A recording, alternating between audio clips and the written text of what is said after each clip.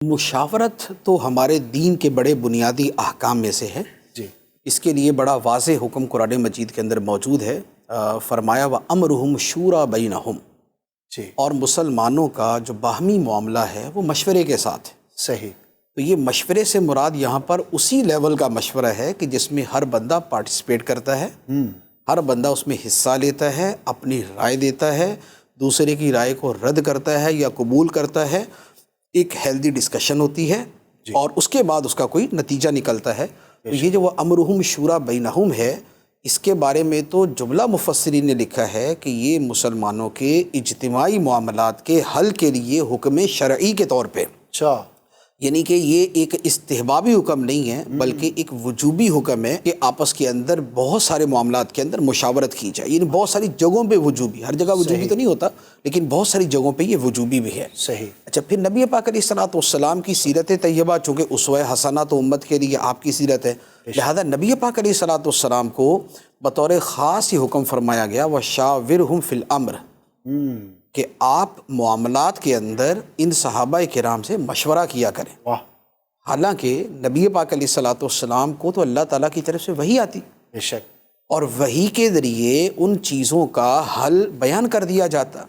اچھا, اس کے علاوہ جو نبی پاک علیہ الصلوۃ والسلام کا اجتہاد ہوتا, یعنی آپ کی جو انفرادی اس کے اوپر غور و فکر ہوتا, تو وہ بھی مؤید من اللہ, یعنی اللہ کی طرف سے اس کی تائید ہوتی. بے شک. اور بالفرض اگر اس کے اندر کوئی معاملہ ہوتا تو فوری طور پہ وحی کے ذریعے اس کو مزید جو ہے وہ بیوٹیفائی کر دیا جاتا. بے شک. لیکن اس کے باوجود نبی پاک علیہ الصلوۃ والسلام کو فرمایا گیا وَشَاوِرْهُمْ فِي الْأَمْرِ, کہ ان لوگوں کے ساتھ, صحابہ کرام کے ساتھ مشورہ کرو تاکہ ایک ٹرینڈ سیٹ ہو جائے, ایک طریقہ کار بن جائے, ایک سنت قائم ہو جائے کہ مشورہ کرنا ہے. اس لیے نبی پاک علیہ الصلوۃ والسلام بڑی کثرت سے صحابہ کرام سے مشورہ کیا کرتے تھے. احادیث کے اندر جب سیرت کے آپ مختلف واقعات دیکھتے ہیں تو ان کے اندر بھی آپ کو مشورے کے اتنے واقعات ملیں گے.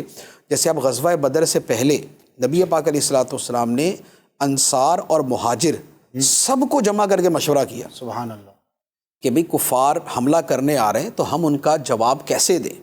تو بعض نے رائے دی کہ ہم اپنے شہر میں رہ کر جواب دیں, بعض نے کہا شہر سے باہر نکل کے جواب دیں. تو طے یہ پایا کہ باہر نکل کے جواب دیا جائے گا. تو نبی پاک علیہ الصلوۃ والسلام نے باقاعدہ پورے گروہ تھے صحابہ کرام کے, وہ ایک بڑی تعداد تھی کہ جن کے ساتھ آپ نے مشورہ کیا, پھر ان کے مشورے کے مطابق عمل کیا.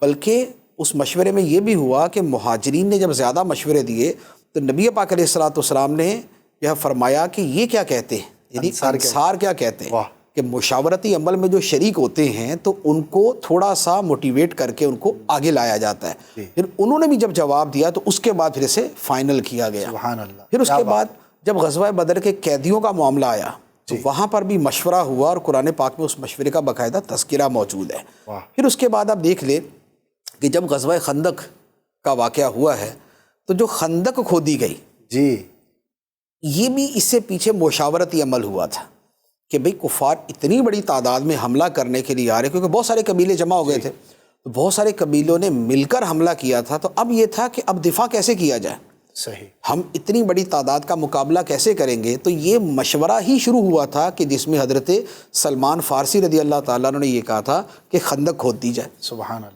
خندق کھود دیں گے تو یہ اس کو پار نہیں کر سکیں گے. تو اس مشورے کے اوپر ہی باقاعدہ عمل ہوا تھا. تو یہ ایک پورا بڑا ایک آپ کو سیرت کے اندر بڑی کثرت کے ساتھ واقعات ملیں گے. اچھا, پھر اس کے بعد آپ دیکھیں کہ صدیق اکبر رضی اللہ تعالیٰ عنہ کی جو خلافت کی بیعت ہوئی تھی وہ کیسے ہوئی تھی, مشاورت سے ہوئی تھی. سقیفہ بنی ساعدہ کے اندر جو صحابہ کرام جمع تھے ان کے آپس کی مشاورت کے بعد ہی صدیق اکبر رضی اللہ تعالیٰ عنہ کو خلیفہ منتخب کیا گیا تھا. تو وہ بھی مشاورت سے عمل ہوا. اچھا, پھر اس کے بعد آپ دیکھیں کہ یہ جو قرآن مجید کو ایک بک شیپ میں جمع کیا گیا, یہ بھی مشاورت کے ساتھ ہی ہوا, اور اس میں باقاعدہ آرگیومنٹ ہے ایک دوسرے کے ساتھ.